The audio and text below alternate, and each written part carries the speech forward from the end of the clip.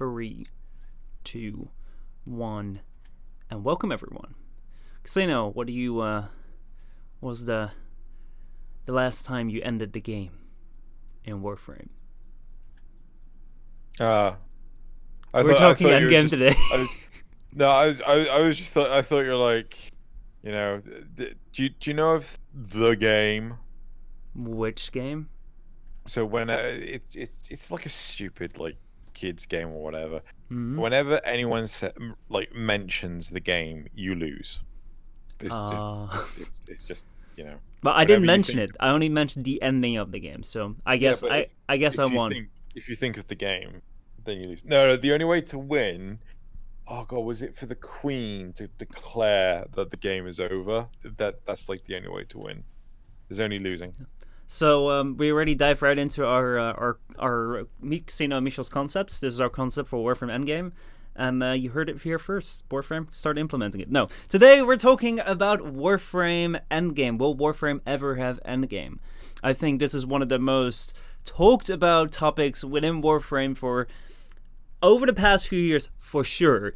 But maybe even since Warframe began, and people finished off everything they could do and they were rather quick in that. So today we're going to be talking about what is approximating Warframe Endgame. Could there even be Warframe Endgame? Because actually, I offered to you, Xeno, the question of Endgame, and you were like, I don't think Warframe can ever have Endgame. So, yeah, what's up with that? You should just dump it on me, man. Just dump it on me. Like, okay, sorry, I'm just doing a quick announcement on. Give me a freaking. Mm-hmm. Uh, Also, so I'm trying to do like a announcement on my. And then my mic on my Discord saying we're recording, mm-hmm. but apparently every single time I do at here, it's specifically targeting one person. There we Yeah. go. That's better.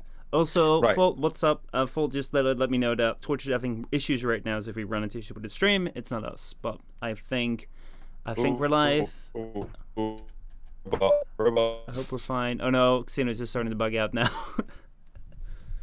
The pen of West Europe. Oh no, The we're set on. Yeah, we have to go to US East. If Yeah, you want to there we have go. the Fix it. perfect Discord server, set it to US East. Western Europe sucks. But yeah, if we're all caught up, Endgame and Warframe. Why might it not be? Okay, so like the big thing is how can you even define endgame? Right? So let's have a look at some games. We've got World of Warcraft. The end game is to do raids, right? Mm-hmm. So, Warframe used to have raids. What happened to those? Then we've got what else? Destiny 2. Destiny, in general, they have raids. Again, same dealio. It's how how much do people engage with them. I can but like what other games have end game? Most single player games don't have end game. They don't have the concept of end game. Most PvP games, same thing. End game for a game as a service is such a hard thing to do as a concept. So I think you were raising two very interesting things. Number one, where you have examples within World of Warcraft and Destiny 2 as endgames within their raids. I really want to get into that, but I think we first got to start off with what is endgame and how does it fit into a games as a service like Warframe? Because what you raised with, well, single player games don't have endgame. Which, yeah, if I play a single player game, I complete it. You complete it to the end of the story. That's it.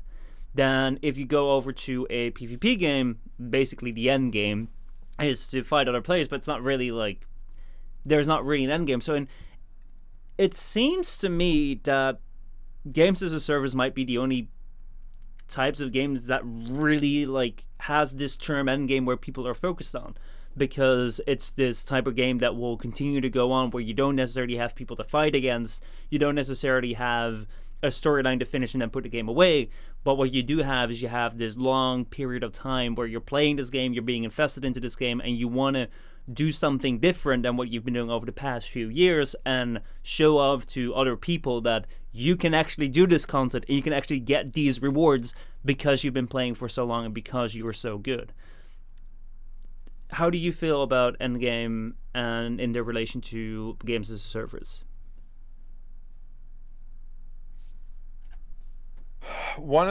So I want to highlight World of Warcraft, right? This might sound like a weird, super long, crazy tangent to go down, but back in the day when I used to play World of Warcraft, and on occasion I was taken to do a raid, it was difficult, right? You had to interact with your team in special ways. You had to set up a team before you could even do anything. And there were multiple layers. So basically, you would hit the maximum level, right? Be it 60, 70, 80, what have you.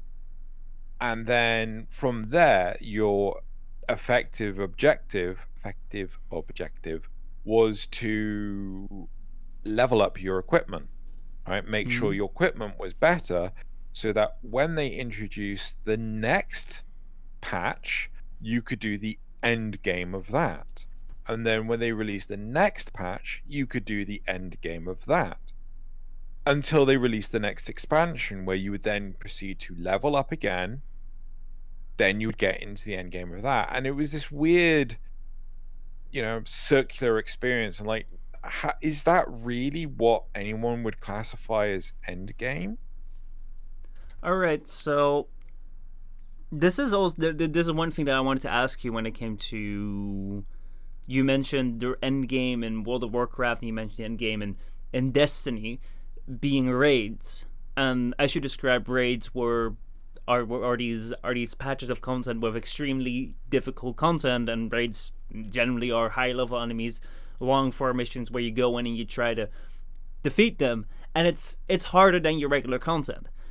However, my question is then, is Endgame simply harder content? Because if Endgame is just simply harder content, then you can never reach it because as an example, I've pointed out before. I don't know whether that was on this podcast, but I have pointed out before to, I think it was the Savlon Squared podcast. We talked about people's ability to grow stronger within Warframe, and they don't have to be afraid of more difficulty. Because, as an example, when I took down my very first Eidolon, it was such a hard thing to do, and we had the full squad. We had to use our revives, and it was a major achievement to take down a first Eidolon. And now I can take down 3 Tridolons at night, and like boom, one sitting. There we go. So, if Warframe were to put in something which would be endgame, which kind of like, I think Endgame has a certain finality to it, because what would distinguish, and I guess I'm adding on more questions here, but what would necessarily distinguish Endgame from more difficult content? Because I feel that when people talk about Endgame, they're kind of having an image of something finalized as, here, boom, this is Endgame. A raid, it is Endgame. It's kind of solid, it's kind of fixated. However, if Endgame is just simply harder content, then over time that difficulty will inevitably and very fastly decrease. So how does that scale? What is endgame as compared to difficult content? Is there a difference even? I think that's the big thing, right? So it's about difficult content that, challenging content that people can over time overcome, right? With additions like the Paracesis, with the additions of like the Umbral mods, the Umbral Former, we're slowly getting more and more cool stuff that will make things like, Tridolons more viable, easier, right? But as it stands, so I'm just realizing I'm picking on my microphone a little bit. As it stands, the goalpost for endgame is always having to move, right? We used to have raids or trials in Warframe, and they were a big hectic thing to do, but then they got removed from the game. One, because no one was. Well, actually, no. They stopped receiving we stopped receiving new trials because a tiny percentage of the player base was even doing them. And then what's it called? The cost on resources, if you want a piece of content to come out for Warframe, like you want a new map, you want a new Warframe, you want a new anything, they always had to retest the trials to make sure that they didn't break, and then the update could come out. I do think that raids had some flaws or trials.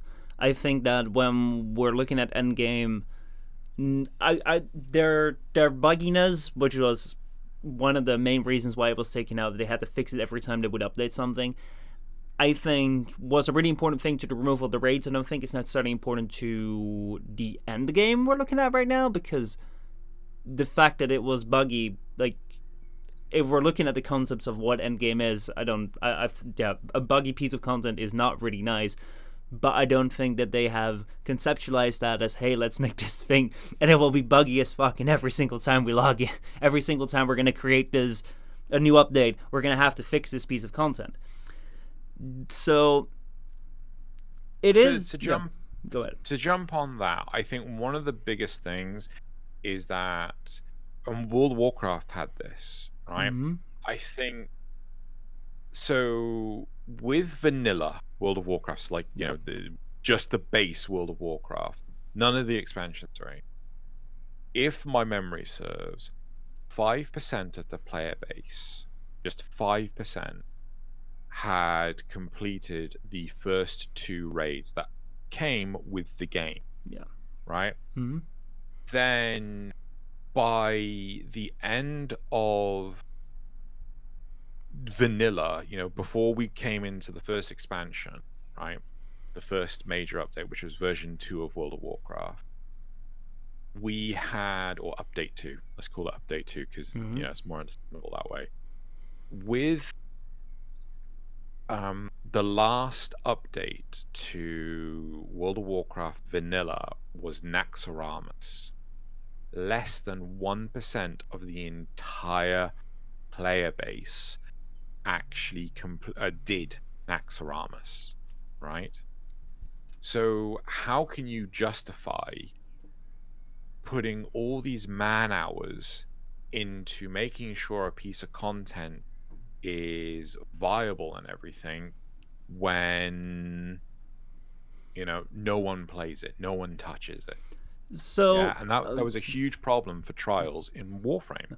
I think that there is a answer to that question, and I'm not the developer here. However, a benefit to having a piece of content only a small percentage of players play is that,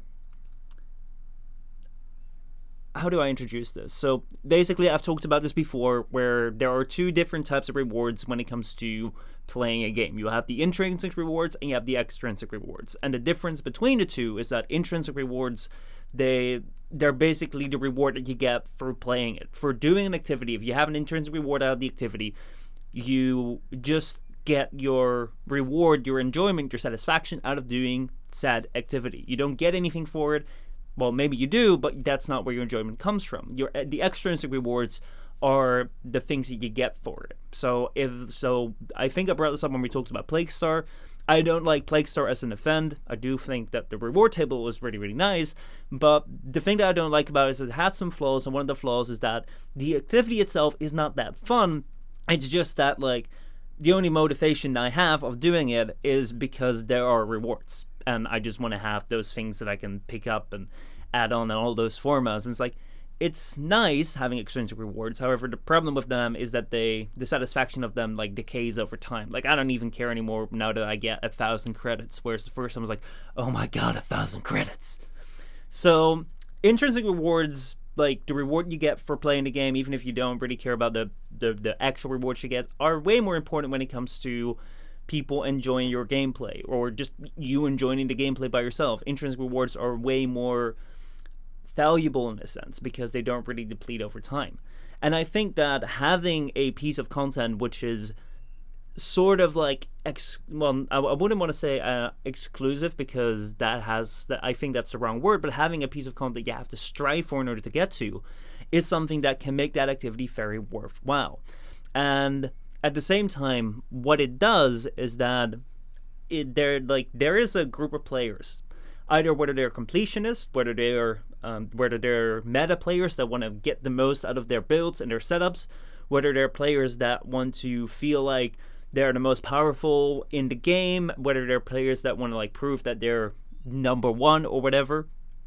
There are groups of players that will continue to go to unlock every single piece of content, and for them, having something which is like only accessible for like if you really really want to, and only a small percent of the players do it, they'll go for that.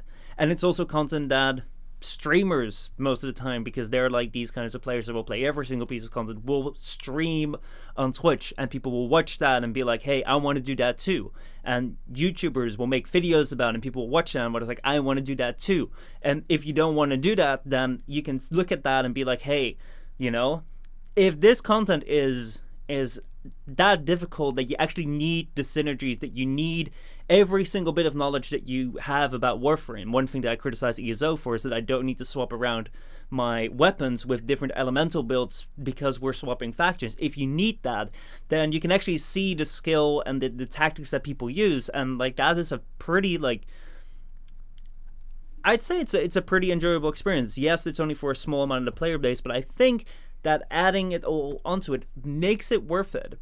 But that also depends on the frequency, though, because if we're just saying that Endgame is more difficult content, and more like difficult content scales with time, where over time we become more stronger, so the more difficult content becomes less difficult, then if you would have to add in a entirely new update Endgame thing every month, yeah, then that's not worth it. But I do think that there is some worth into it. See, like, how many of the trials did you actually do? I did a bunch of the first one, Lord of the Rings. Law of Retribution. Yeah, LOTR. And towards the end of it, I did the Arcane one. But at the time, I wasn't too busy with the raids because I wasn't an endgame player. I was more sitting in relays helping people out. So, for me personally, I didn't get into the trials for Warframe. Well, I didn't get too heavily into the trials for Warframe because I think by the second one or something like, it was they hadn't been out for that long. They turned around and basically said, "Yeah, we're not going to do any more trials." At that point in time, I just turned around and said, "Well, I'm not going to bother doing the trials then, because if you're not going to continue to add stuff to the game for them or do more with the trials, then I see no reason to keep doing the trials." And it was only until they turned around and said, "We're going to remove the trials," did I actually pull my thumb out of my butt and get on and did the Jordis verdict, the second trial. And I remember playing that trial. That trial was a mess. And I know that, content creators turn around and slagged it off. Personally, I would have. I would have gone, "This is a horrible mess." And it took them forever to release the infested salvage mode, which allowed you to get access to doing the Jordis verdict outside of the raid itself. So for those of you who don't know, the Jordis verdict was sort of like a two-step raid or trial. So I keep using the term raid because of World of Warcraft. Yeah, I mean, we all call it raid. Yeah, it was a two-step trial where you had to get to a certain point where you could dissolve a membrane, but you couldn't do it until you had put some what was the I can't remember what the dude a magical MacGuffin, right? You built these magical MacGuffins, You shoved it into this box. It then creates a bubble, which then forced this membrane to open, right? But the problem is you couldn't get the resource to build the MacGuffins unless you did the raid. So you had to go in to do the raid, to fail it, to then go in, so build the actual MacGuffins, to then go back into the raid. It was a terrible concept. Then there was the whole Arcwing side of things. There was the inside of it while you were doing the Arcwing side of things. It was mental, right? Even by my crazy high standards, that was just too much, right? So I think that what you're pointing out is some major flaws with the way rates were handled or warframes. I don't even know necessarily whether this was officially or unofficially Warframe's attempt at Endgame. I don't know. People took it as this will be Warframe's Endgame, and because people connected it to raids and Destiny and World of Warcraft, it's presumably, I think it's very likely that this was an attempt towards Endgame, though I don't want to put words in D's mouth like this. That being said, I think that when looking at when looking at the possibility of Endgame in Warframe, I think that we can look at I want to say Railjack, but I don't need to say raids. Raids. We can look at raids as an attempt that was massively flawed by announcing, as you said, that they weren't going to continue it. Why would you invest in something which already has no continued support, which had massive bugs, which was poorly executed in like the design, the thing where you were talking about had no real matchmaking. That was by far one of the worst issues that I had. You had to basically, for raids, those were the only missions you could have 8 people in, which is unlike anywhere else in Warframe, which I think is a good thing. Like it feels like it's a little bit more important. However, you had to invite them, and there was no open matchmaking, and because of that, basically, if you wanted to do a raid, either you had to be in a clan that people did a raid in, or you had to have 8 friends that would be all online and willing to do a raid, or you had to go to the recruiting tab. And then people would host raids. However, the requirement in order to do a raid or join a raid squad was to have done a raid before and be somewhat good at it. So if you wanted to do a raid, you just couldn't join. I think that those are some major issues that we've had with the raids, and they've also been taken out because of it, and maybe because of other reasons. And even though I do miss them in a sense, there are some massive flaws with it, so I think it's what it is.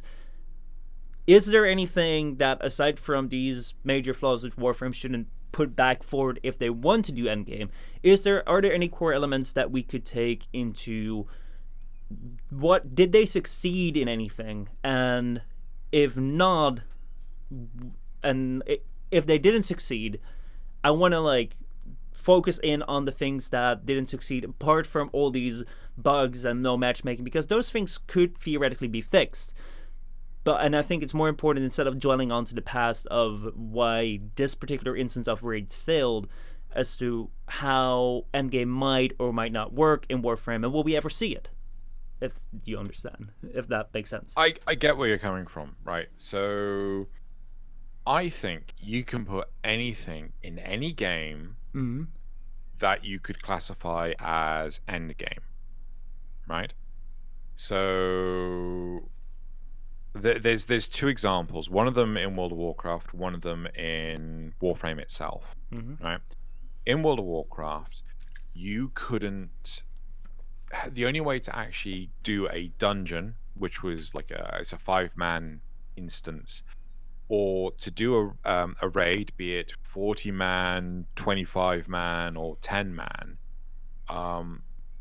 was initially to talk in the community chat, in the looking for group chat. People would spam LFG, and then Culling of Stratholme, LFG, what's it called, Shatrath, LFG, oh god, dead mines. You know, people would be actually Shattrath's a city. My bad.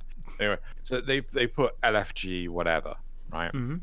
And personally, that scared me, right? I wouldn't engage with that. And it wasn't until the last patch of the second expansion, known as Wrath of the Lich King, that they introduced a LFG system. So it's called, looking for group. What you would do in that system is you would designate which role you were going to do to Mm-hmm. fulfill. So you could either be a tank, a healer, or 3 DPS as what you call it, doing dungeons and this. And then when you ran LFG, you would ultimately you would end up in a random group of four other individuals, and then you would go do the content. Right? Now, the biggest issue was knowing what to actually do, how to fulfill your role. So Mm-hmm. suddenly the hardest part, well, one of the hardest parts of accessibility just disappears, right? They later then did this in the third expansion, Cataclysm, where again in the last patch of the expansion, they did this for raids called LFR, looking for raid. And they also did this in, well, not to Blizzard themselves, but Digital Extremes did this with Eidolons. You could go find Konzu, and at night you could select to do a bounty, which was, well, you go to Yeah, you can select where and you you could want. select doing an Eidolon. Yeah, an Eidolon. And that was a huge boost to accessibility, to allow players to actually do what was considered the end game content.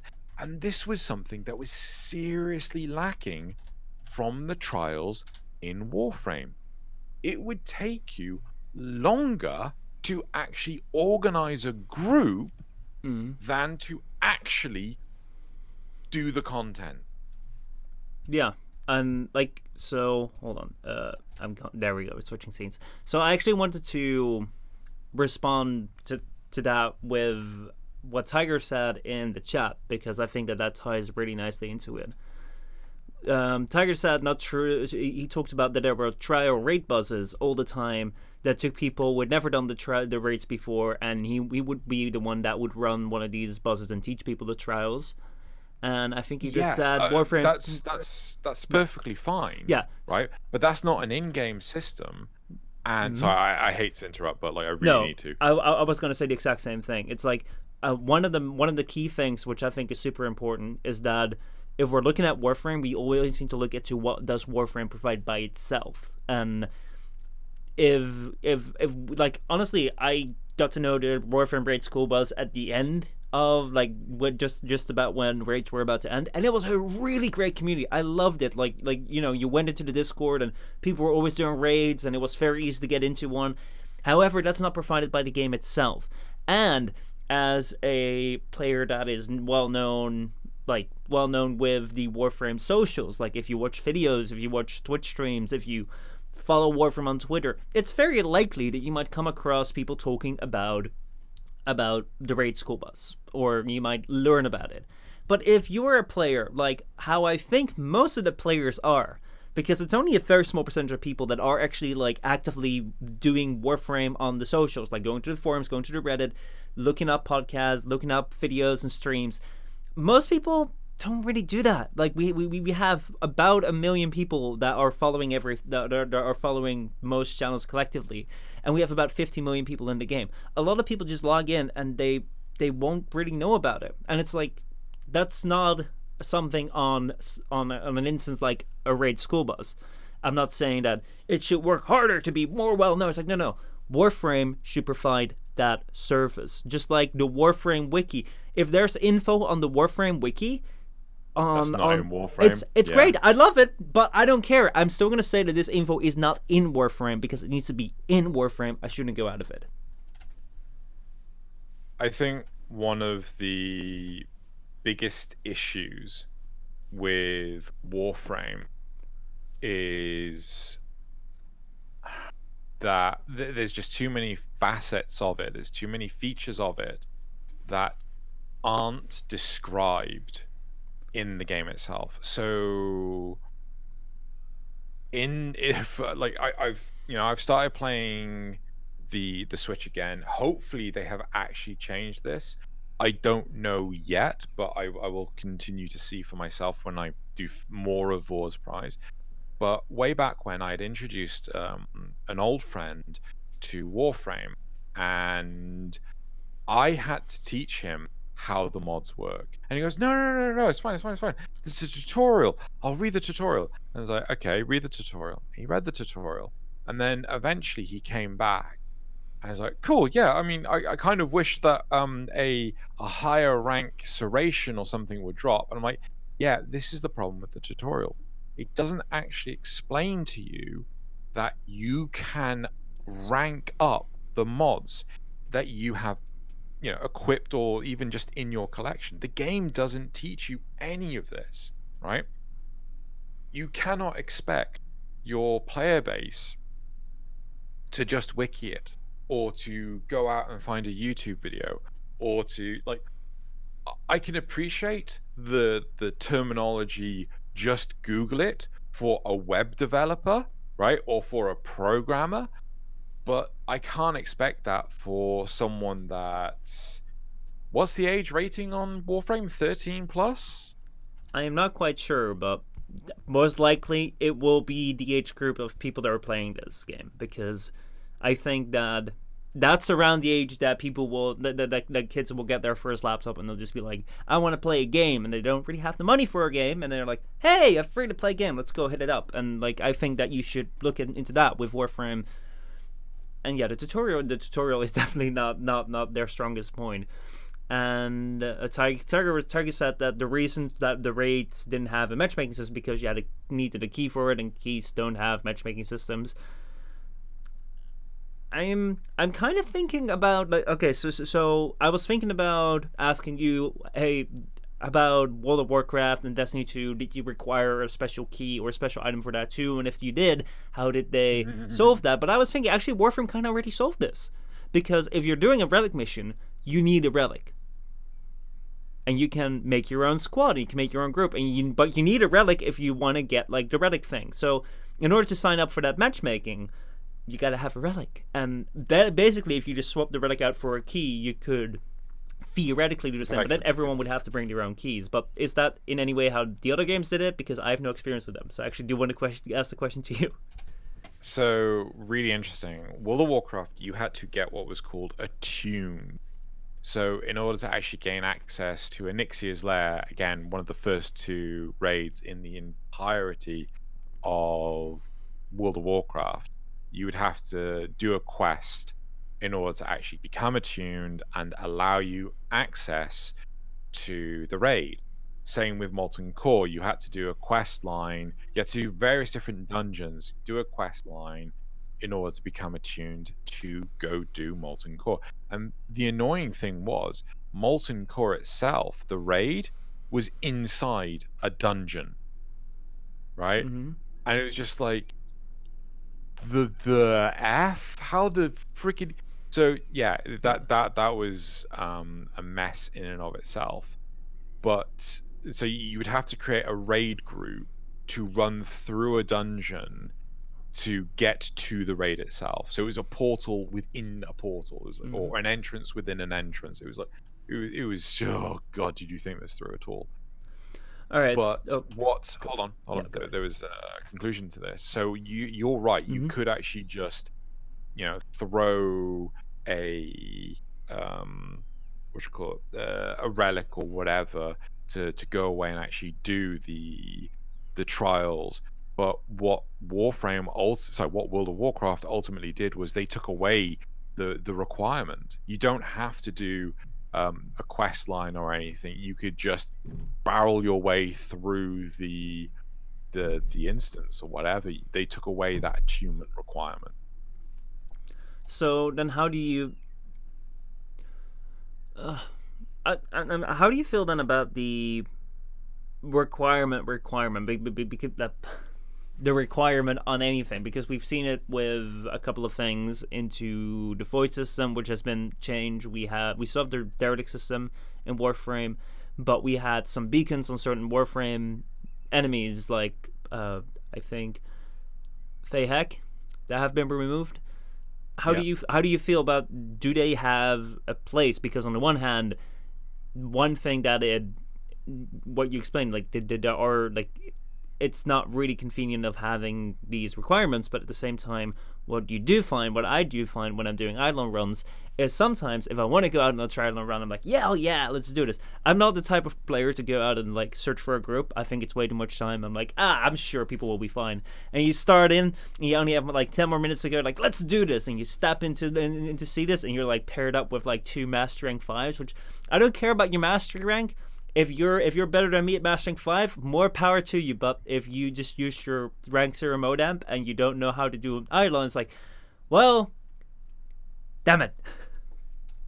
Hey, I used to use the mode amp all the time. You do not diss the only amp with a name, right? I really hate the fact that you can actually name the amps whatever you want, because like, how can you describe what it is that you have, right? It's crazy. But besides that, so you're asking, how can you deal with, what is the, sorry, I think you're asking me, what is the purpose of being attuned? What is the purpose of having a relic or a key? Sorry, a key. It's entirely dependent on the objective, right? Not the in-game objective, but the design objective. If you want to say, we need to make sure that these players are experienced with the game, but we can't put it behind an MR lock, what we could do is make a key, right, that requires a resource you can only get on the highest possible level of what's the Kuva Fortress, right?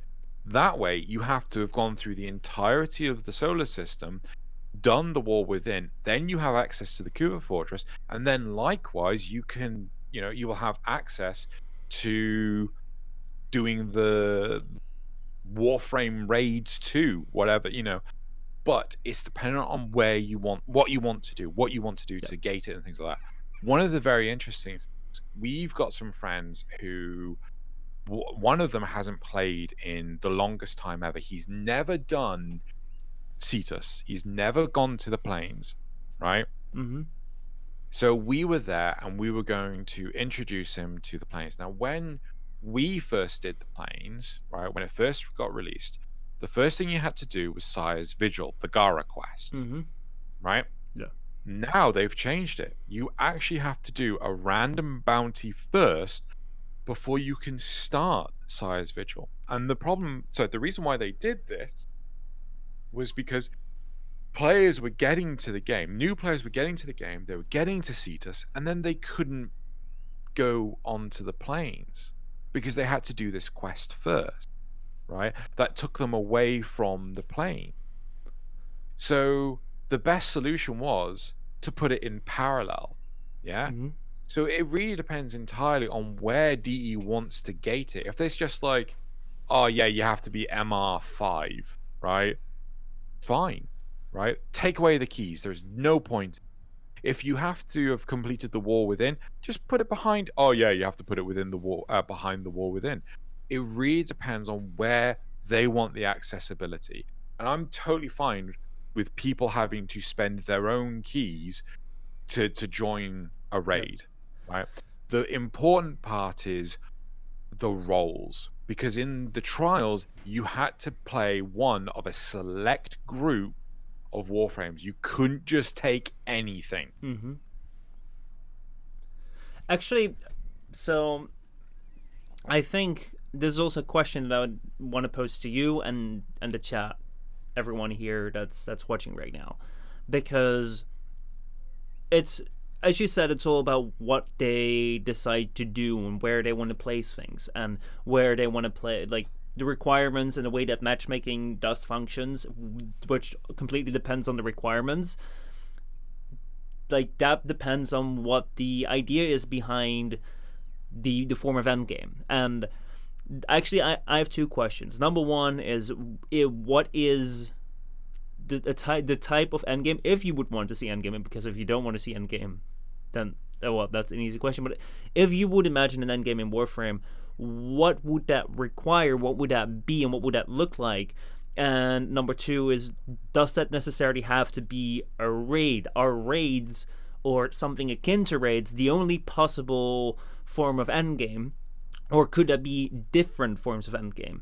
And is because the thing is if I think about endgame, then I think specifically about difficulty endgame. So that means high level difficulty, which is skill and tactical dependent. So that means that if I go out with a weapon which has elements on it that are really well against Sigrid or so corrosive, I have a corrosive weapon and I'm fighting the corpus, I'm basically screwed unless I'm a decently skilled player. But you really need that. You really need to have the knowledge of what kind of enemy am I fighting right now.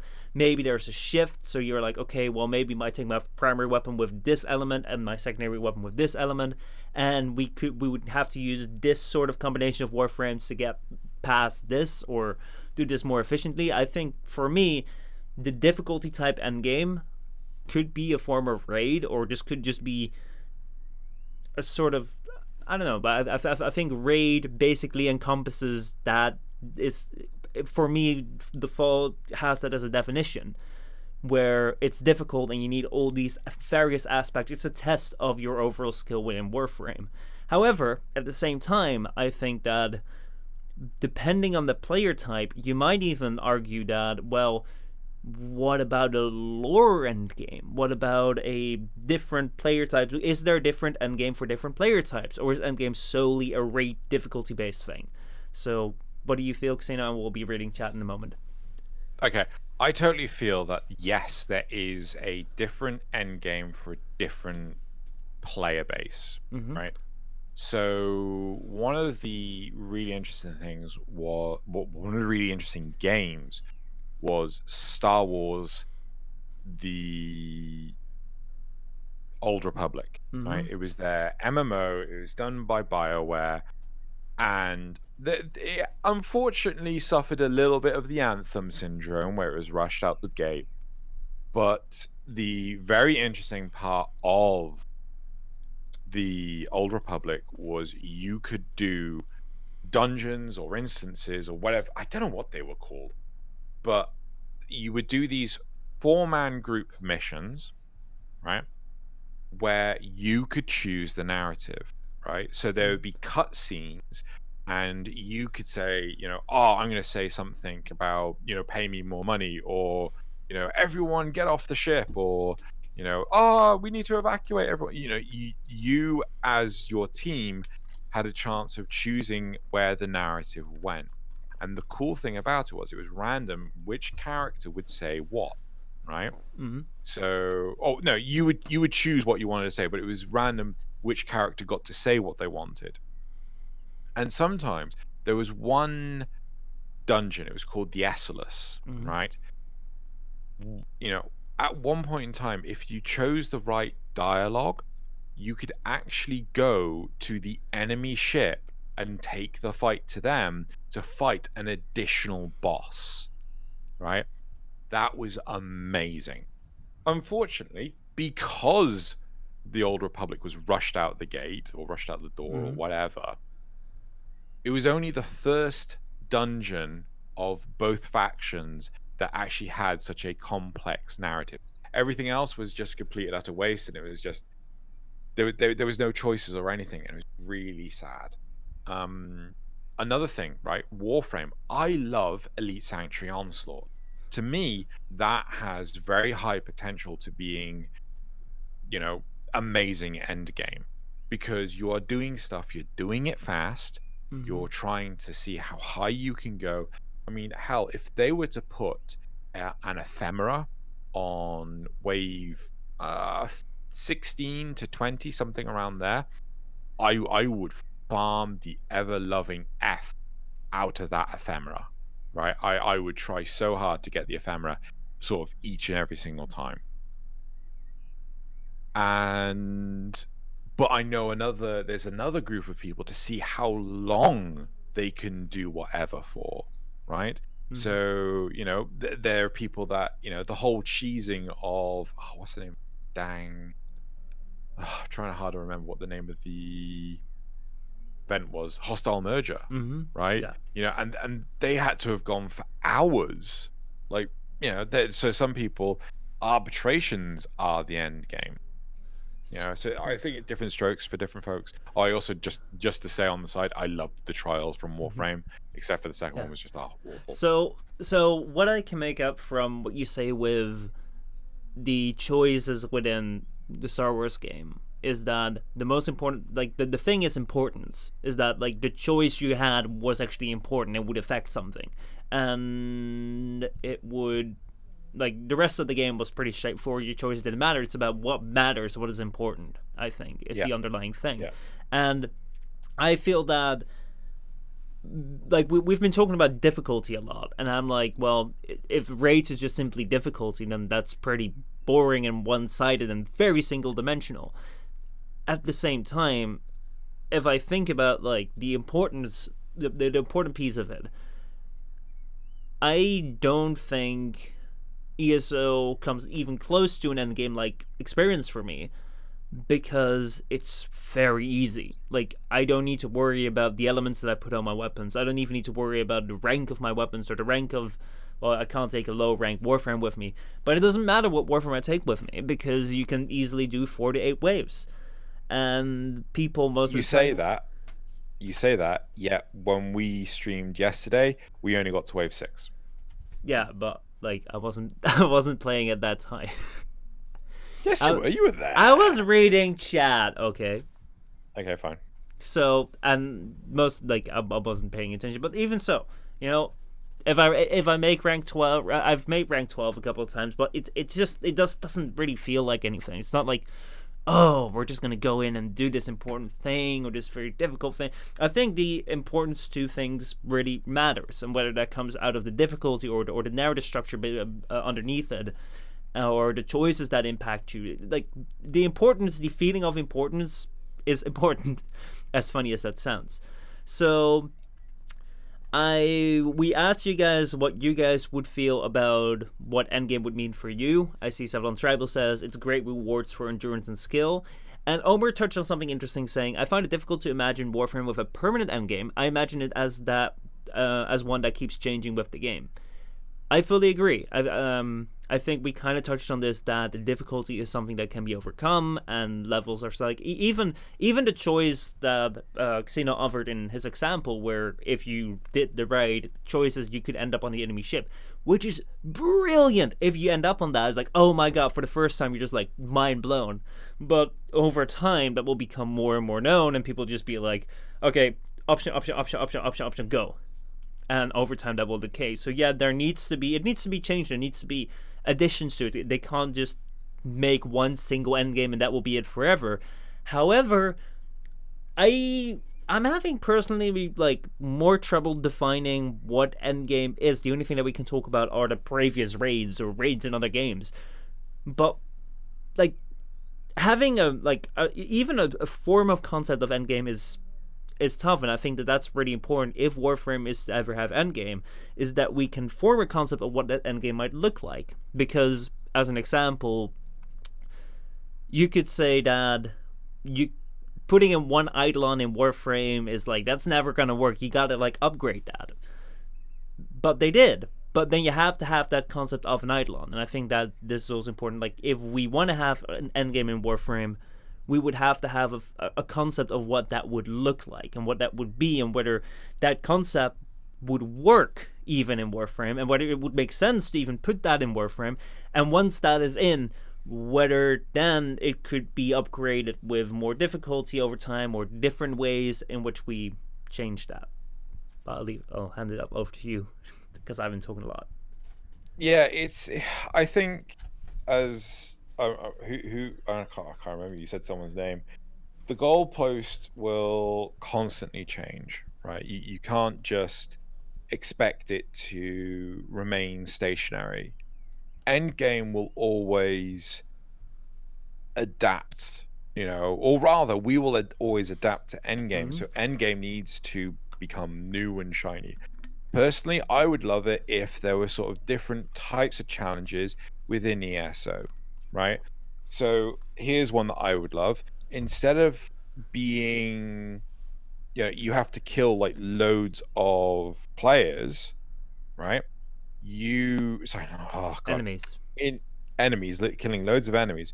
You are shoved in a room, and you've got like a level 500 Shadow Stalker in there, and your literal objective is to survive for 2 minutes, right? Mm-hmm. You don't, basically Samaras turns around and says like, "Oh, I'm gonna halt the what was it, efficiency? I can't Yeah, remember what it was. I'm gonna Yeah, yeah I'm gonna the test thing. yeah, I'm gonna pause it for now, and you've got to survive for two Mm-hmm. minutes, right? I'd love something like that, or maybe puzzle rooms, right? So where it's like you have to figure out what the puzzle of the room is. Yeah, people are gonna work out the best tactics for the puzzle room, or they're gonna work out the best tactics for level 500 stalker boss, whatever. But you don't know what is going to hit you, right? You don't know if you're going to get a level 500 Stalker or a level 500 Zanuka. So your Mm-hmm. tactics may have to adapt. So you might go into doing an ESO and like you only get to wave 3, and then you're like, or let's call it Omega Sanctuary Onslaught, so OSO. You know, Mm-hmm. you go to do this and you only get to wave 3. So then you adapt your majiggers, Yeah. your style, right? And then you go to do OSO again, and then you only get to wave 5, and then you adapt your style again, and then you don't even pass wave 2. Like, oh no, we have to go Mm-hmm. back to what we were doing before. I think personally, having going in and out, trying to adapt is a good thing, but you have to put the carrot at the end of the stick. Mm-hmm. Currently, ESO has no carrot, right? So do you or like do you remember this concept? Because I'm not quite sure. This might have been their concept, one from which ESO was birthed, but I remember them talking on the dev stream a couple of years ago, like 1 or 2 years ago, about this dungeon style system that basically was going to be you're going to enter like a void tower or so. I don't know what the lore around it was, but I imagine it to be like this void tower where you enter, and every single time you go a level up or you go a level down, and or you go through like through rooms for a tile set, and you move on to like a different tile set, and things change and you have different objectives, and the goal is to like move as deep as possible. Yeah. I don't know whether that was like I don't even know which dev stream they talked about it, or maybe even if they talked about it on dev stream, because it's so far gone. It might even be that I'm like adding onto this myself. So, but that is a concept, especially if it were to be thrown into a void tower, that would be so appealing to me, because number one, it adds to the lost mystery, like the lost mystery of the void, because right now the void is mapped out, so who the hell cares about the void? It's not that mysterious anymore. But it's like we have this tower, you got to go into it, we don't know what's there, and then the deeper you go, things may change, and like you go down per level, and every level it's like maybe you encounter a Soaker and you gotta get around him, and or you have like that timer, or maybe you encounter something you gotta defend in order to go down, and like things may change so rapidly where you have so many different missions, and it's all kind of like randomly generated, so you never really know what you're gonna get and which order you're gonna get it. The levels will increase, it will become more difficult over time, but it would be something that you wouldn't necessarily be able to fully prepare for. I would. So, so to jump back to this, I don't know if you remember. This is the concept for Sanctuary Onslaught, right? Mhm. So what you're describing now is what they had planned to do for Sanctuary Onslaught before it got restylized into this whole oh god, what's that? A void. It was something void something. I can't remember Yeah, what it was called. yeah. I remember it being connected to Void Towers and it being this dungeon thing, but like, yeah. I personally think the reason why they went the whole Sanctuary concept is because the more I thought about it, maybe it was Void Onslaught, I can't remember. Mhm. The more I thought about it, the more it didn't make sense. Like you're being ripped from place to place. You're being dumped in environment to environment. It's like why? Like if it was a case of you being sent into like some kind of weird multiverse, you know that there was one where the Grenier had completely dominated the what's the name of the Majiggers? The star Yeah. chart. Then yeah, sure, but I think the void element to it didn't make a whole lot of sense. Whereas maybe, first off, maybe someone at DE was just like, "Oh, I'm in love with Samaris. We haven't done anything Samaris related in absolute ages. Oh, we should put Samaris in there. Oh, Samaris." You know, but maybe at the same time, it was just a case of, the Sanctuary could be this thing we could easily abuse into. But I think they originally had it with puzzles, like you had to kill a certain number of things and then you had to collect something. Maybe it was just a case of it was too laborious and they decided to take it out. We don't really know. But like, I can understand that the sanctuary kind of opens up. You can move for tile sets, and that's Yeah. like. But what if it would be like this void? Okay, so the reason that I really like the idea of the void tower is that sanctuary onslaught, because right from the start, you're not going for the first time like, oh my god, this is hard. It's not really. And you and from basically from day one, people started using it as a relic farm and a affinity farm. The only way that I use it right now is as a glorified affinity farm. If I need to rank up my weapons, I just go to ESO because it's really, really fast. And if I want to get some focus, I go there. If I need some radiant relics, I go there. But it doesn't really feel like anything important. There's no difference in experience to Sanctuary Onslaught as there is to Hydron to me. And what a Void Tower, like the idea with a Void Tower is, number one, it starts out with this, all right, there's a Void Tower somewhere out there, and you need to like find your way to, and it's completely unexplored. But at the same time, what you could do with that is, it doesn't necessarily have to teleport. You might have a tile set where doors shut, where you move through tiles and then a door shuts, and then a new tile set's being generated. And every single time the door shuts, you can't go back to it anymore. And those are the levels. So you kind of going deeper into the tower, and you might encounter like years ago, Grenier explored into this tower and they got stuck in this level. Now you got to defeat them, and Corpus are trying to triangulate this, and now you got to defeat them, or now you got to like do an interception here. So I think it might conceptually work. I think that like it's Sanctuary also doesn't feel doesn't carry the weight or the heft or the surprise, or no, not surprise, the versatility that I would expect with an endgame thing, which why it doesn't feel to me like an endgame thing, because it's like, yeah, we're just killing like enemies like a bunch here, which is good. Like this is the first time that I actually like wanted to go after enemies and kill them, but I don't feel like it's pushing my limits of my Warframe's abilities, and yeah, if that makes sense. It makes a lot of sense. I mean, personally, I think ESO can be the end game, right? Because when did you get to wave 20 in ESO? Yeah, I'm gonna assume you've never gotten to wave 20 in ESO. No. I've never gotten to wave 20. I think the highest I've gotten is 17. I've never felt the need to.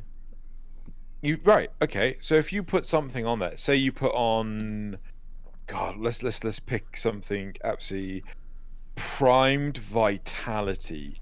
It's a 20 rank mod, right?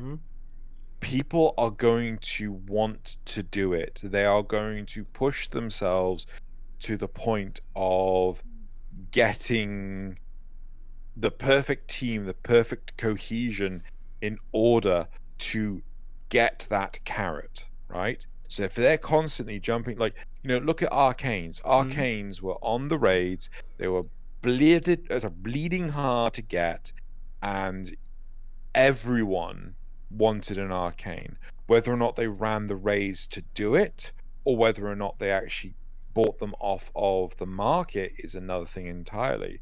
But if you don't put a carrot at the end of that stick, or rather, the stick is too short, we're going to eat the carrot, and then that stick is useless. Mm. And that is what ESO is now. I I fully agree with that. Like one major element to that, which makes it less important, and why I'd never bother going to Wave 20 is because there's no reason for me to. And yeah, like if there would be a Prime Fatality on it, I'd be playing ESO every day until I got it. And I don't know whether there are necessarily leaderboards for it, but like if I were to go to Wave 20 or maybe even Wave 30, like it might go on forever. So maybe you could make Wave 100. But even if I did, I don't think it matters. And I actually wanted to jump on Rambro Prime, said in chat. He talked about the endgame thing. He said, I cannot see D creating anything or anywhere near endgame that newer players, or he calls them noobs, can't go into or survive in. Complaints of difficulty will always hinder any endgame talks and ideas been proven over and over. I think that is something which hinders endgame a lot, and I would love to know your thoughts on that, sure, because it's another element to me with Sanctuary Onslaught and arbitrations, which were called elite alerts in their development phase, was that Sanctuary Onslaught came out, and then we also had like an easy mode Sanctuary Onslaught, and then arbitrations were supposed to start level 80, and then they were level 60, and I was like, okay, well, this is going down, and it's like, oh well. Arbitrations really feel like, well, they've been put like down, so it's like easier, and because end game players are supposedly like long missions, let's make it twice as long. And yeah, that just doesn't really work that way for me. Like I really think they're the most boring thing in the game. But how do you feel that it goes with new players and game? So this is in part back to the World of Warcraft thing. Mm-hmm. Why would you dedicate months of time, with months of resources, building a model for a boss that 1% of your player base will see, right? When you could spend the same amount of time on a NPC character in a city that, 50% of your player base, because assuming half Horde, half Alliance, 50% of your player base are going to see every day, right? They're going to engage that character much more than the 1% who will see it for a very brief period of time, right? This is the same problem, right? You cannot build a piece of content that is for players that can handle extremely difficult stuff when the majority of your player base is not at that level, right? Does that make sense? It does. Okay. Yeah. Why did they lower it from 80 to 60? I don't know their official reasons for it. Because too many people complained that it was too difficult to get to the 20-minute 40-minute in survival, or the 40 wave of defense, or people were complaining too much, it was too difficult, so they lowered the bar, right? And that is what game companies like Digital Extremes, like Blizzard Entertainment, this is what they have to do to make sure that players have easy access to that stuff. You cannot make game content for the 1%, right? Because if the 99% of the game go, I can't do that content, and they quit, your game's dead.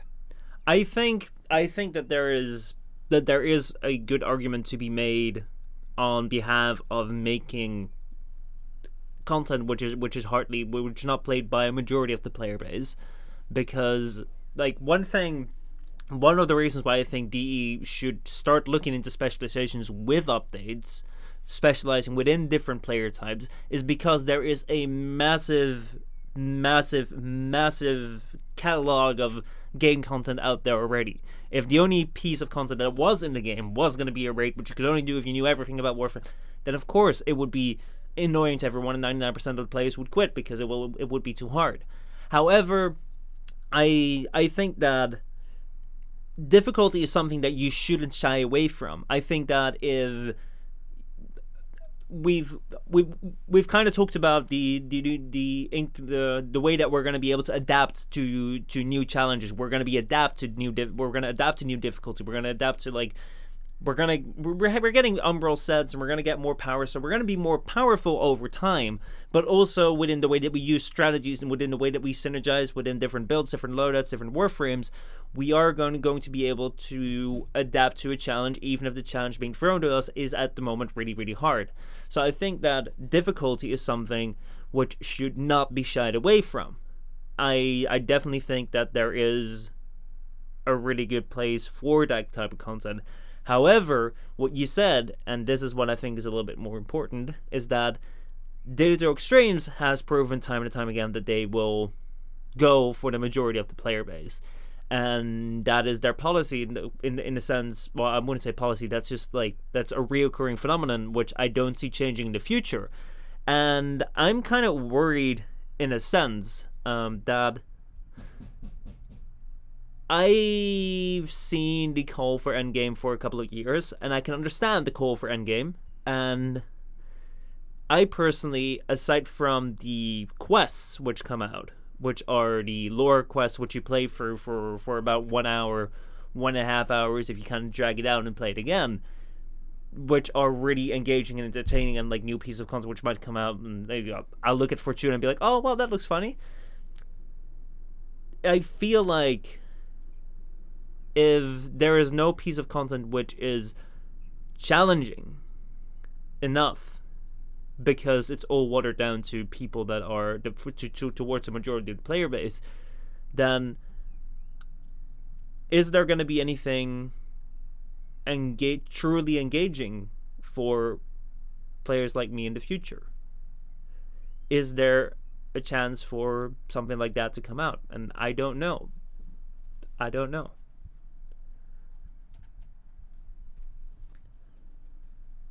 Actually, it's Brambro Prime just jumped on it.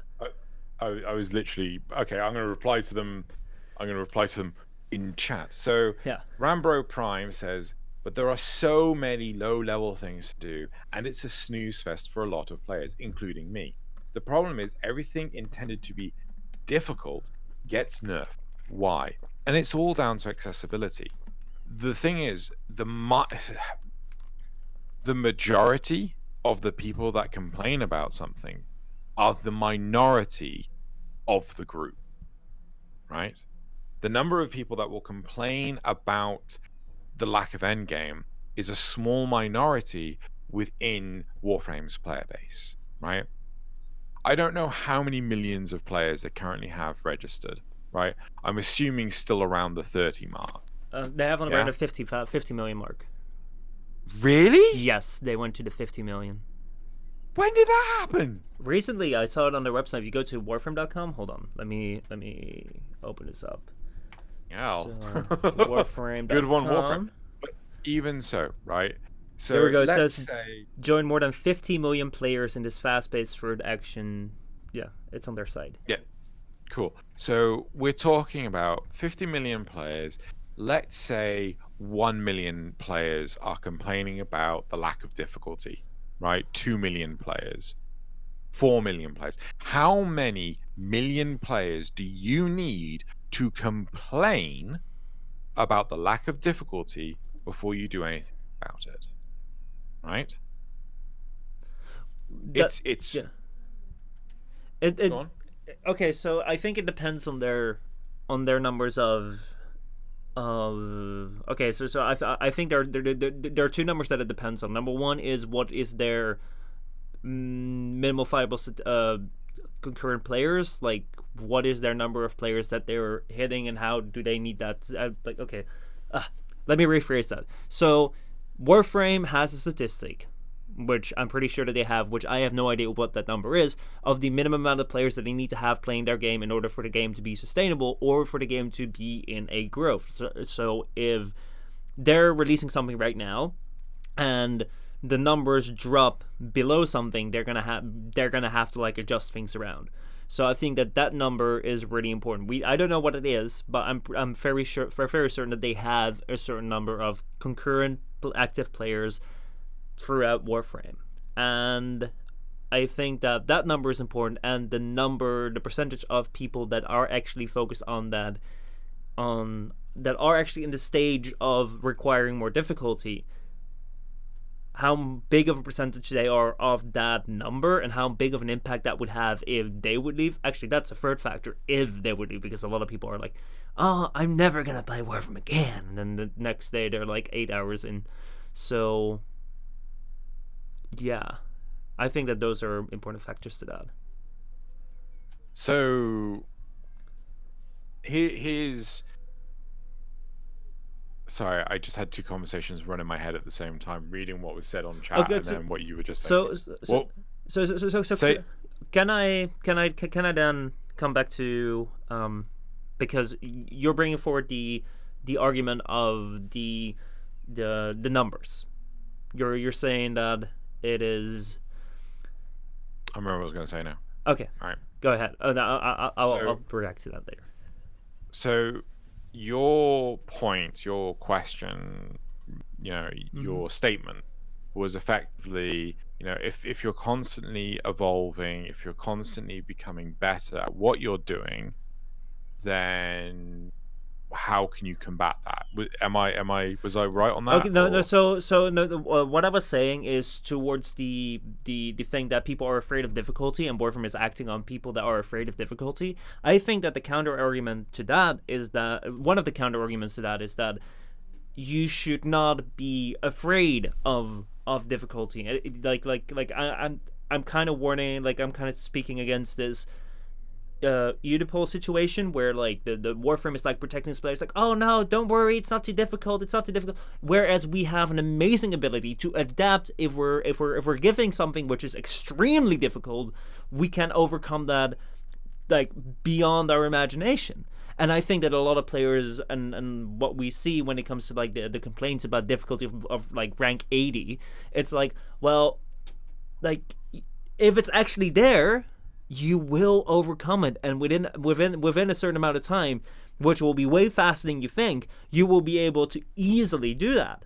Which is what you see with the players that have been playing this game for years. It's that there are times where like this is where you see Eidolon example, where it's like when I did my first Eidolon or did my first spider, I was like, well, man, this is like the toughest thing ever, and now it's easy. And it's like, I think that the thing that I was saying with that is that, so because we have a far greater ability to adapt and overcome the difficulty, we shouldn't shy away from it. Like we should also right, be allowed to grow up because we can. right. Okay. So there's 2 points, right? Mm-hmm. For everyone else's benefit, I'm an 80s kid, right? I was born in the 80s, and I grew up playing video games in the early 90s, right?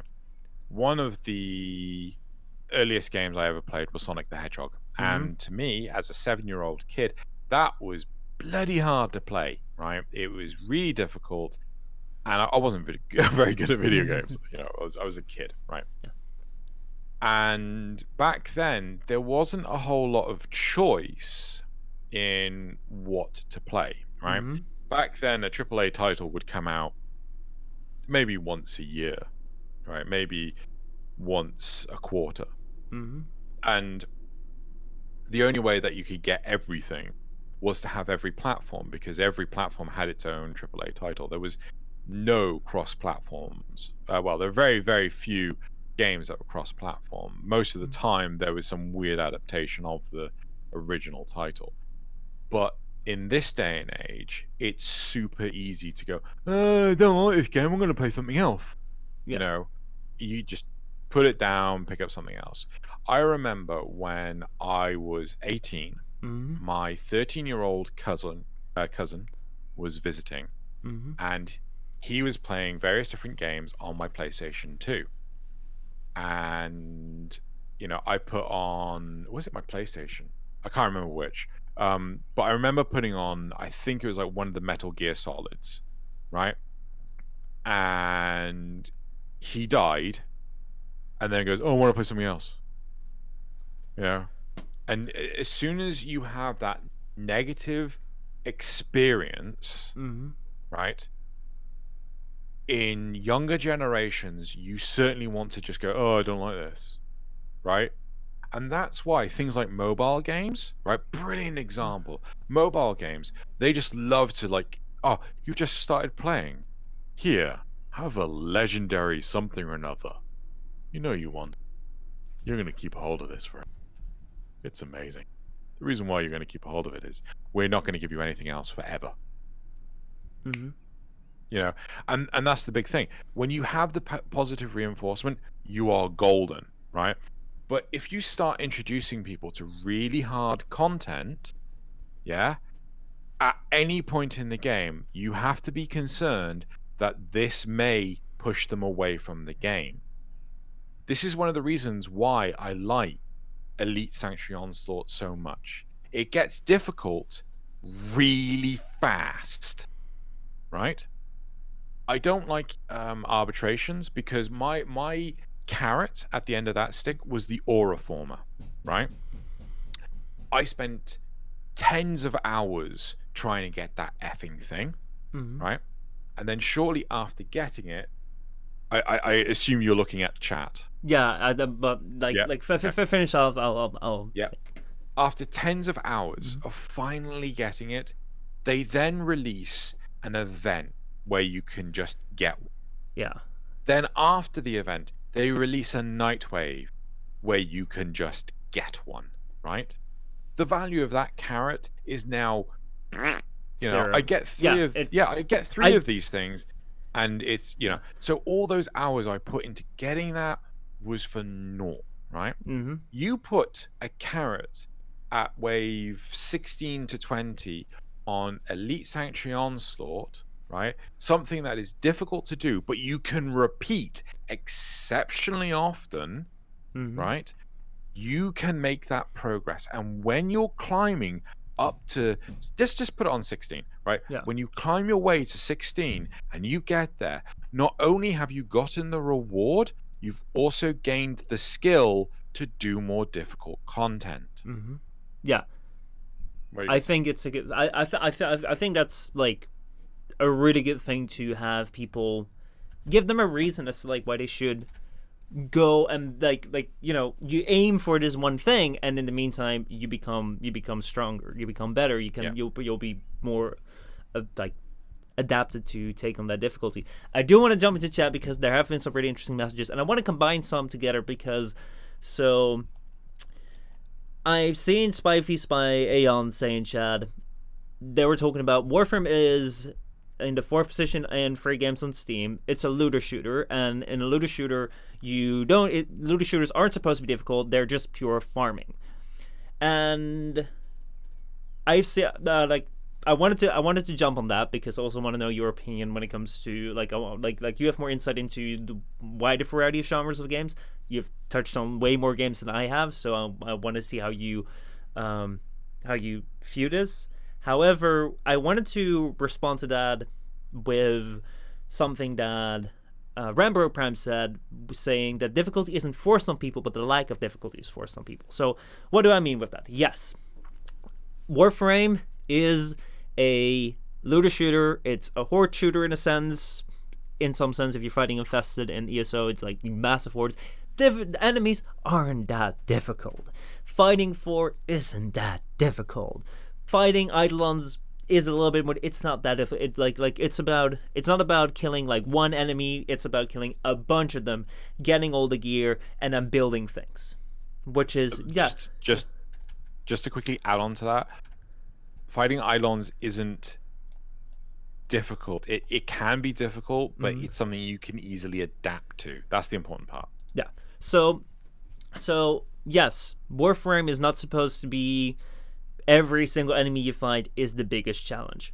However, I think there are two things. One is what Emperor Prime said. Is two things are to keep in mind. Number one comes to what Emperor Prime said is this, like, when I'm talking about Endgame, I'm talking about a specific part within Warframe, which means that if we take a look at the body of Warframe, which consists of 6 years of content, which is insane right now, and we're only adding on to that, is that all that content which is out there is this looter shooter content, which is this pretty decently easy, accessible content where you kill a lot, you get all the resources you can build, which is fine.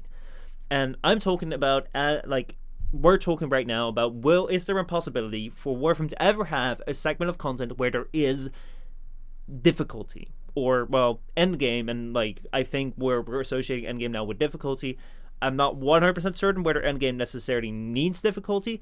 However, this is my point too, and my point too on this is that if you're doing a looter shooter, or if you're doing a looter shooter, the nice thing is that you get the reward of collecting gear and making gear, collecting resources so you can craft gear, so you can rank up that gear, so you can craft more gear, which is really, really nice. However, what does it mean if you can't use it?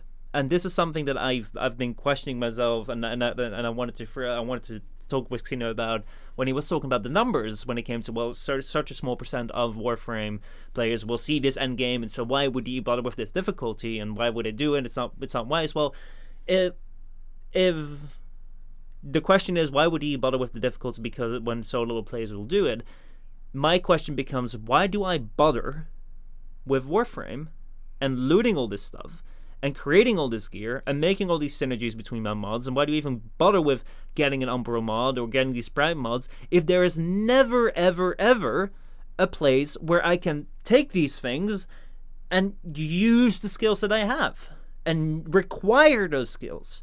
And no, a game like Warframe should never be entirely the hardest game ever, because a majority of the game should just be, looter shooter.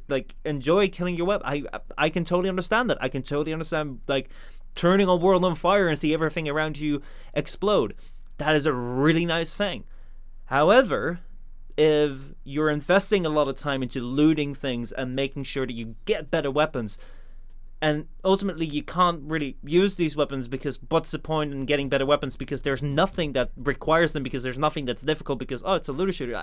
I think that that there is actually a place in Warframe, because of the looter shooter that it is, for a small piece of content to be more difficult.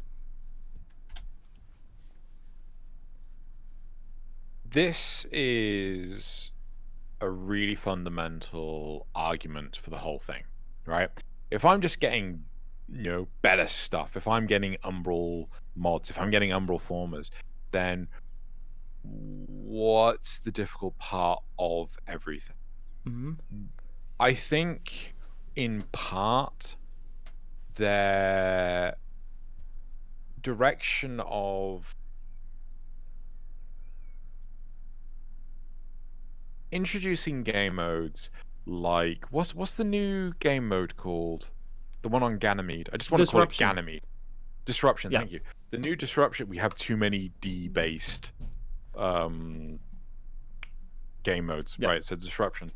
So they introduced this new Disruption game mode and everything. And you can gain all of the cool stuff by getting up to getting to rotation C, as always, right? However, there is cooler stuff if you go and hunt down the secret rooms in the tile sets, getting the mods from the enemies that only spawn in those secret rooms, right?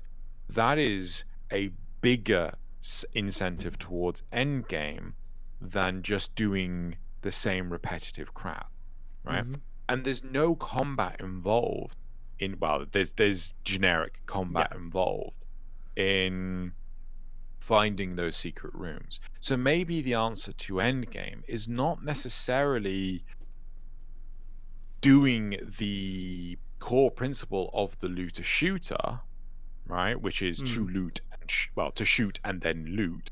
It's to actually look for alternative avenues of content, like, what am I trying to say here?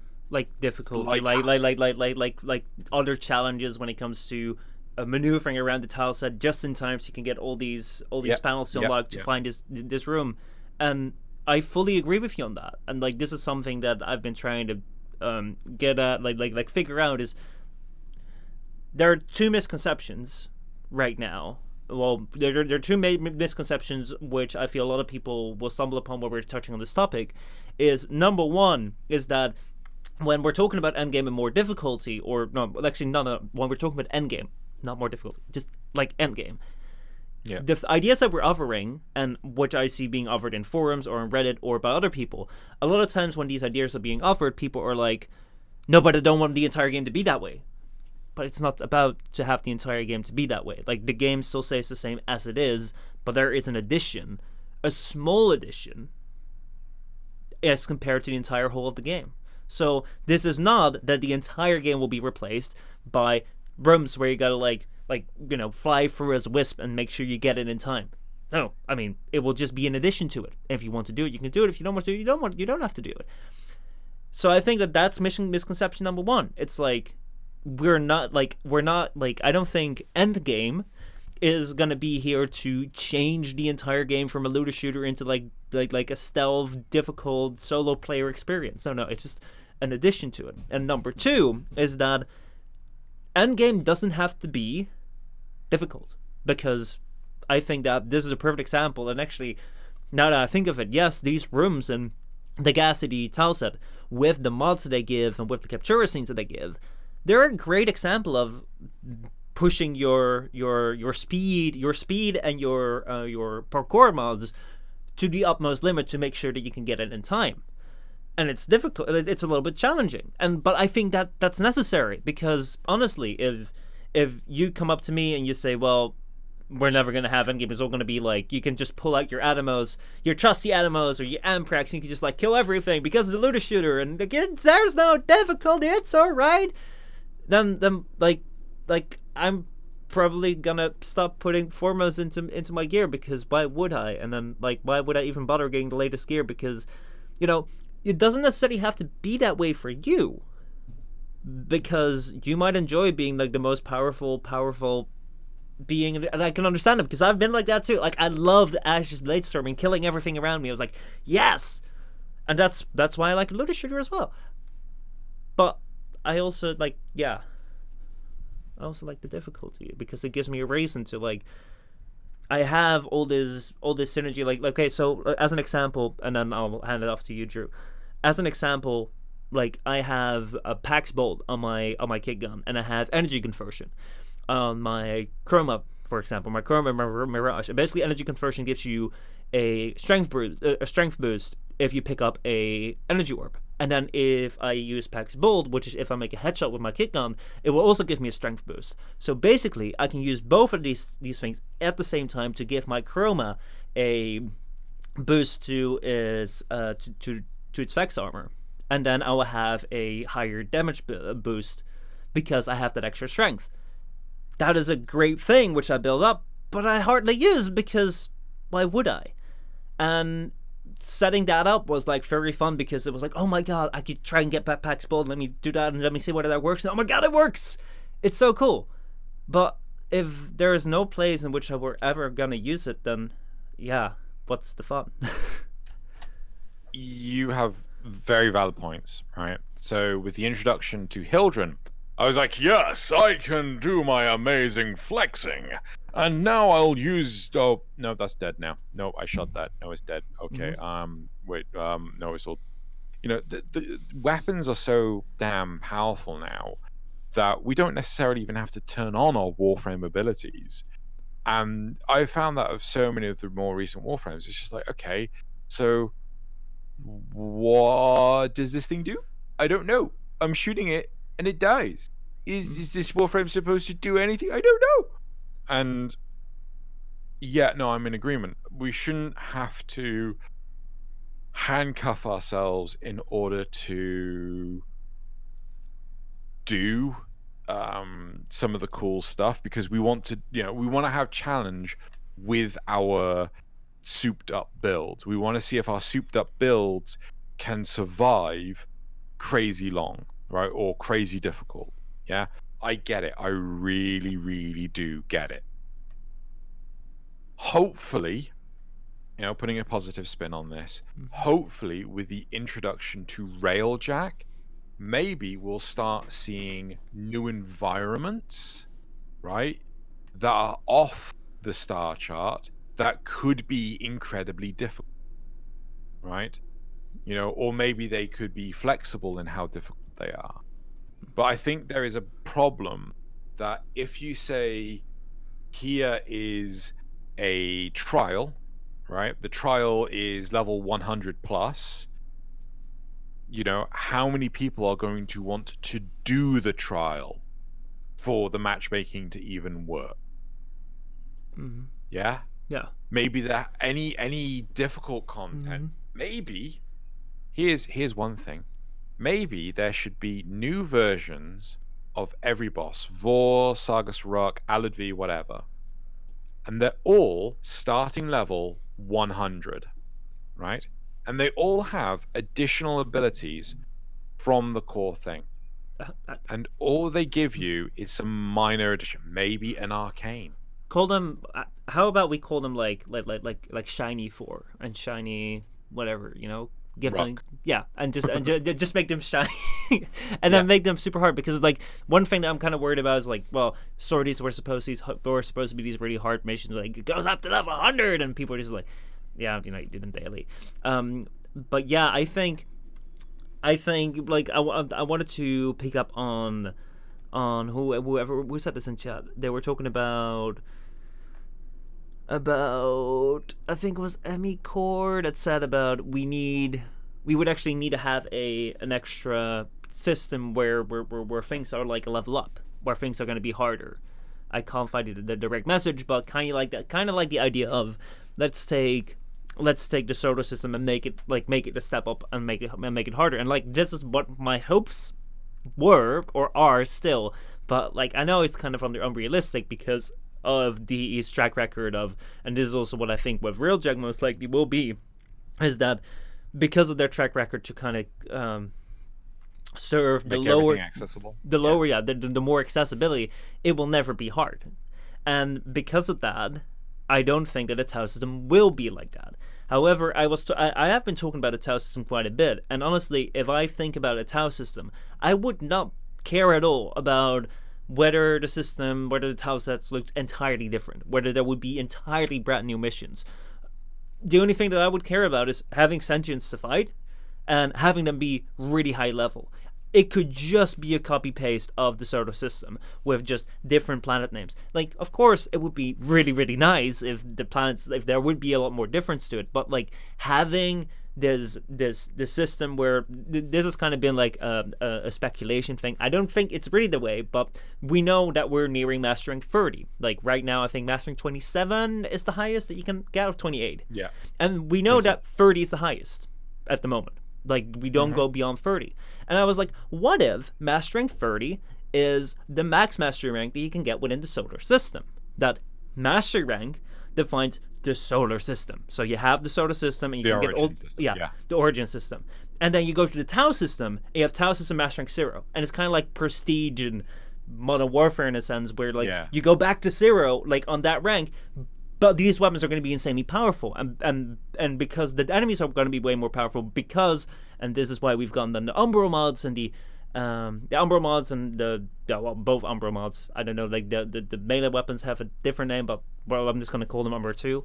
But those Umbro mods and the Parasites, which have extra sentient stats on it, you're gonna need them because without them, you're toast. And then you're gonna need them, and it's like, and then you're gonna start up there, and like it starts really high, and like you're gonna have to craft these weapons. They're gonna be way more powerful. And maybe there's a limitation. You can't take them back to the solar system because, or the Origin system because the void or whatever. That's fine. However, I don't think with how we talked about it and the accessibility that DE focuses on, will most likely not happen. So that's like a wishful idea, but I don't think it would happen. And yeah. Yeah, go ahead. So what? Like, it was really interesting because as soon as you said sentience, something popped into my head. So recently, a couple of my friends have been playing the Sacrifice because they've not done it yet. They're relatively new to the game. One of them was the one that he hasn't done Planes, right? And the other one, she's like, she's only been playing a couple of months, right? Comparatively to us who have been playing for literal years, right? And they can't do the Sacrifice, right? They have the Motamp, right? And it's not tough enough to deal with the sentience, right? One of them, he was doing one of the lure missions. It was the one to get the USB stick. I can't remember what it's called. V something or another. Anyway, he was doing that mission to go get the USB stick, and he kept on encountering conquilists and battleists, right? Every single time he got out as his operator, he was shoved back in the Warframe because they would just whack him, right? And he didn't have an opportunity to wipe out their damage resistance, and as a result, he just couldn't kill them, right? And this is something that really concerns me. Yeah, how many? So I'm pretty sure you've got a very dedicated following that are, just for the sake of argument, chat, right? Have you heard of this game called Warframe? Yeah, no. Chat, could you please put in in chat how much? So, what is your MR? Right, just let us know what is your MR, because we're talking about like an MR. God, I can't remember what Cypher is, but we've got an MR 11, and I'd probably say an MR 17.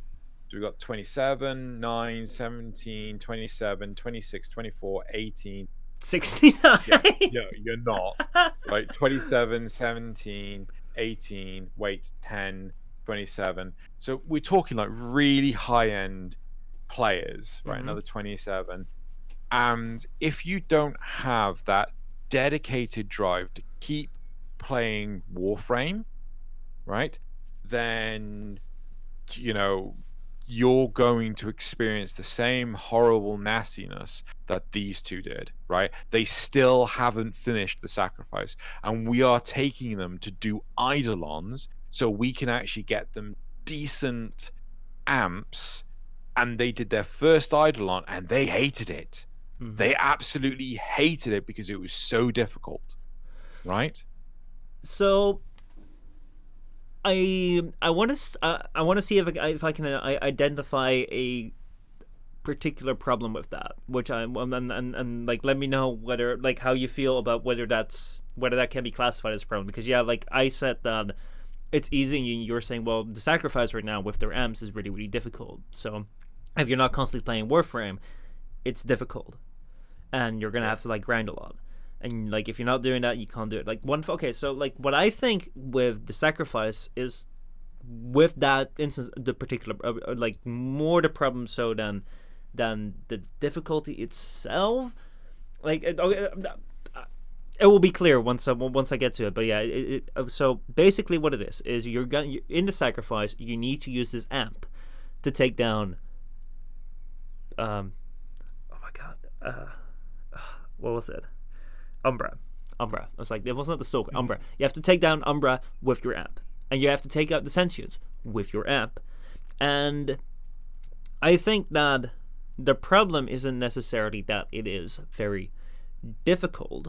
It is that you're forced to use, or not forced to use, this quest requires you to use a particular item at a certain skill level in that quest. Like, to draw a bit of an analogy with another game item, which I think is a little bit problematic, is the Jordas quest and the Atlas assassination. If you want to get Atlas, you have to do this assassination where you have to go into Arkwing, and in Arkwing you have to go and take out the Jordas golem. Golem.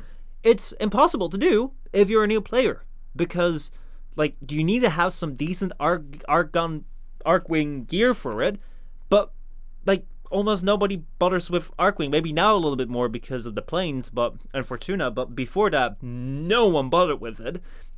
And after the first couple of months, when everyone did the Atlas thing, no one was going to do that anymore because it was Arkwing, and no one was doing Arkwing. Because why would you? Because there's no point in Arkwing, because it's just like it's still not a perfect situation, but still. And I think that with Amps, it's the same thing. If you haven't done Eidolons before, and if you haven't encountered Sentients before, only encountered like very few, because I don't think we have fought the Sentients yet. Like, you don't fight the Sentients on Lua. You just encounter them, and you can kind of run away from them if you want to. You don't have to fight them with your amp. You face Umbra, and you have to use this amp at a pretty decent skill level, even though you might not have ever used it. And I think that is a different kind of that's a different kind of problem than having higher difficulty. And let me try and explain that more clearly.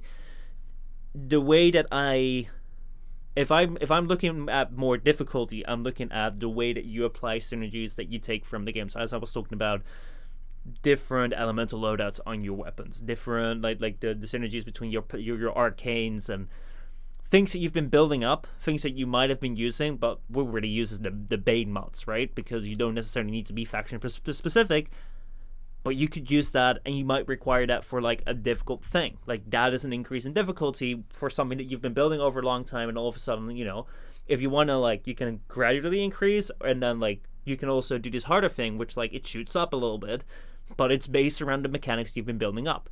I think that it's a detachment, the synergy between the expectations of your familiarity with the item that the developer has of you, and the reality of the things of how much you've used it is off.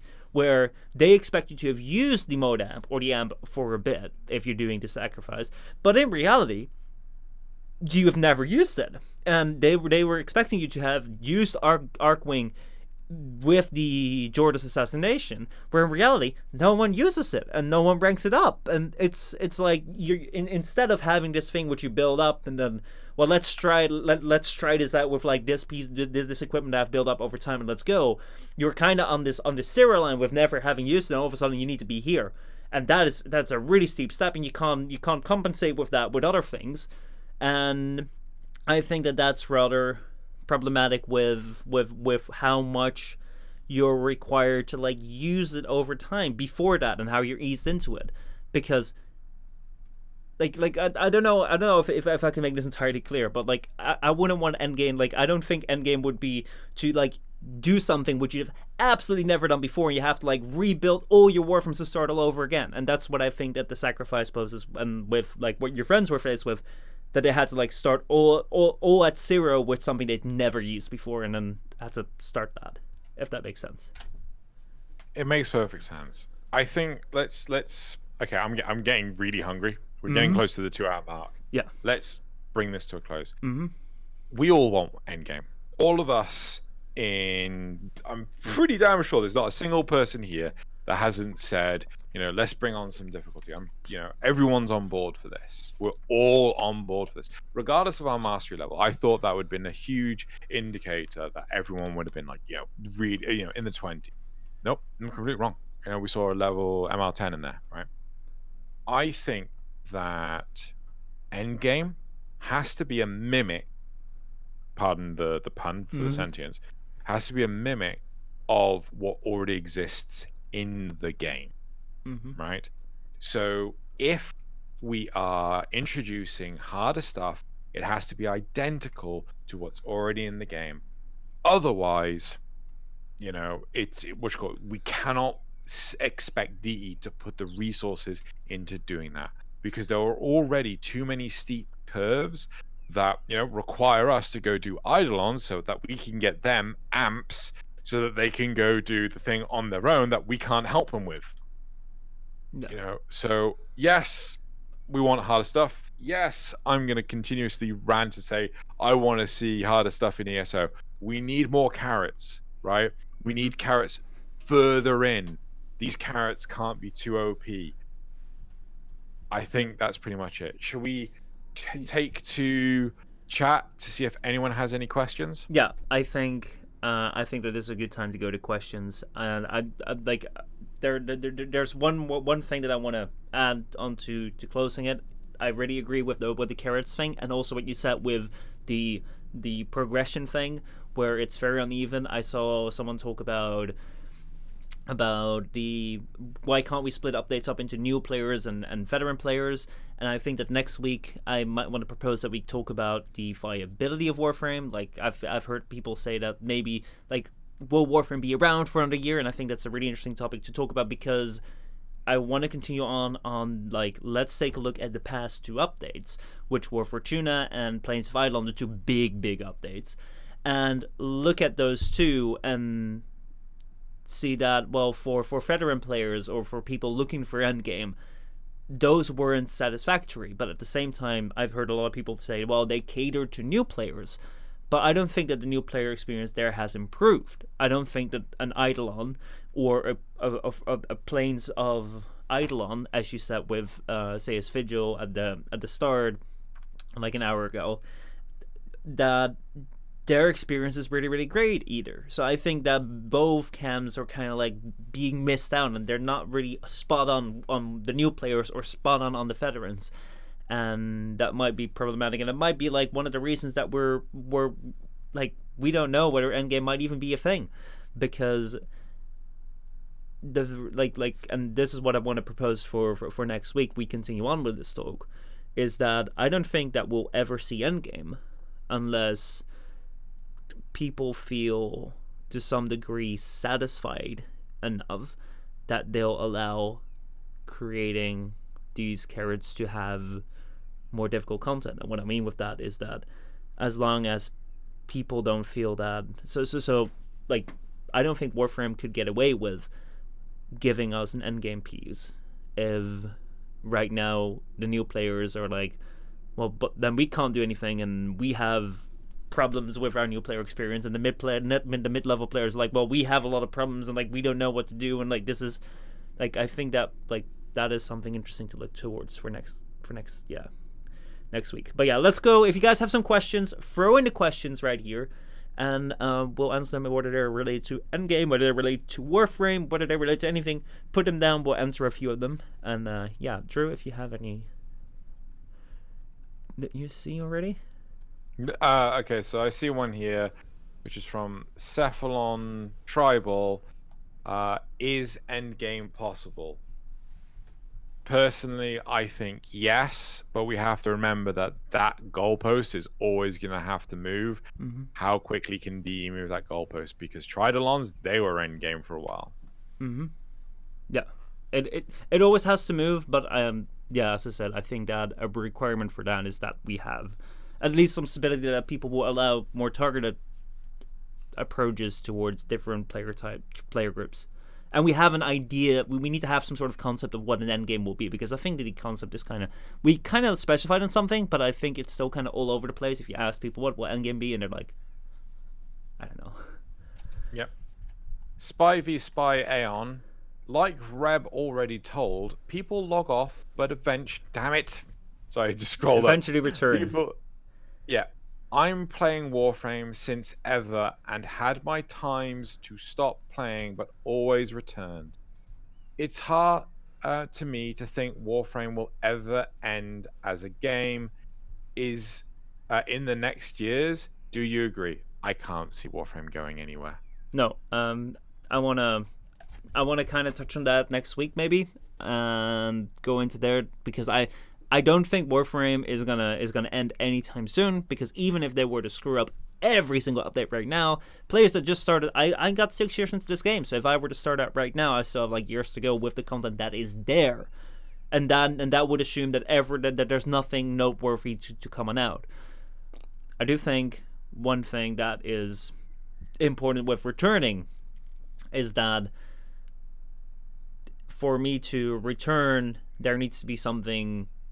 I think for returning, there are two things that I would need to have. Is number one is I would have to have some sort of feeling that there's a reason for me to progress, especially when I've hit the end of the game, or kind of like when I've hit the point where I am right now, where it's like, hey, are there gonna be challenges for which I'm gonna need my knowledge of the game, because for 2 Night Planes Final I haven't done that so far, or is the story going to continue at a decent pace because we haven't had a lore quest, like a lore cinematic thing in a year, and that's point number 2. The pacing of Warframe is all over the place. Like literally, I haven't been able to like draw a line as to like when they kind of update and what their update schedule is. I don't think they have like a reoccurring pattern, and if there's no reoccurring pattern and they're not really good at like announcing release dates, kind of like if I move away from the game, then I'll just have to like, it's kind of like you log in over half a year and maybe something has changed, and yeah, that's it. Yes. Zakimus, does the state of endgame content hurt your enjoyment of the game, or is it more just I want more? Personally, it doesn't really hurt my enjoyment of the game. I really derive my enjoyment from the game by playing with other people. You know, just talking with them, shooting the shit, hitting the breeze, eating the food. Sorry, I'm hungry. Yeah, for me, my main enjoyment of the game consists of streams, so interacting with you guys, hanging out, like doing, like helping you guys out with whatever we're doing, relics or so. That being said, it does play a part in the sense of I enjoy the game a lot more if there is something that I need to like, if I need to go out and make and see like a synergy and like, oh my god, let's make this build and let's use this, and if there will never be an end game or in any place a place to use that, then it very quickly becomes like, why would I bother? Also, I was looking at the wrong camera. I'm sorry. I was looking at Drew. I wasn't even looking at you, so it's fine. No, I was looking into your camera. I wasn't looking at them. But yeah, it's like, for me, the stream and making videos really keeps up my enjoyment of Warframe. And if I wasn't doing that, I wouldn't be playing this anymore, most likely. And if I look at that, then my most important, then yes, it would really impact me, because knowing that your investment into the time into grinding things out and into the time into finding synergies is going to be worth it later on with a form of endgame with more difficulty, yeah, that would be really important for me. But right now, not really. Okay, 2 last questions. 1, Potato Gaming 6911. What do you think of the new update, the hype? What do you all think of the new update, the hype, and how will Warframe go on in the future? That is a big question. That is more of the same. Yeah, it's. I think we spoke about the hype in the first podcast, and yeah, don't trust the hype until you can see the back end of it, and I don't know. I'm gonna have to see the update. I think that's something that we can, especially in the future. That's like an entire podcast on its own. So yeah, short answer right now. I'm just gonna have to see when it comes out, and we'll see as it goes. Because yeah.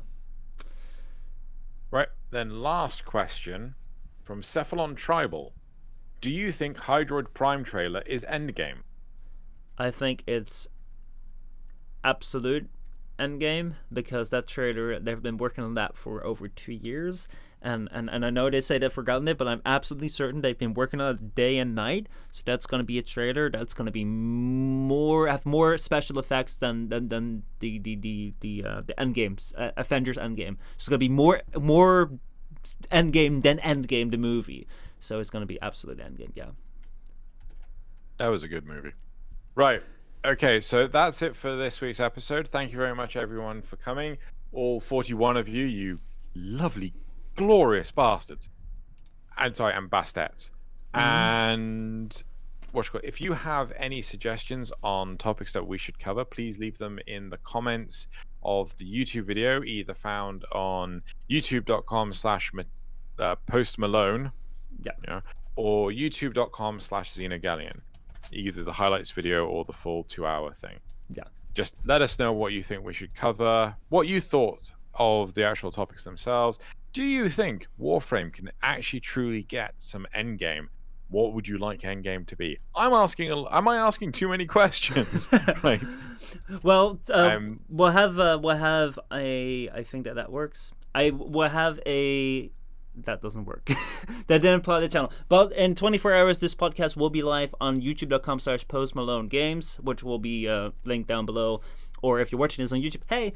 But yeah, go out there, go there and just feel free to comment down below. Xeno will have a highlights video up which is this entire thing in 20 minutes on youtube.com/xenogalleon, so check that out and comment. That's typically on Friday. Yeah, on Friday. So make sure you if you have I've seen a lot of things in chat. We're trying to get to them while also maintaining discussion. So if you want to add on to things that we haven't touched on, add them in the comments, because we do read them.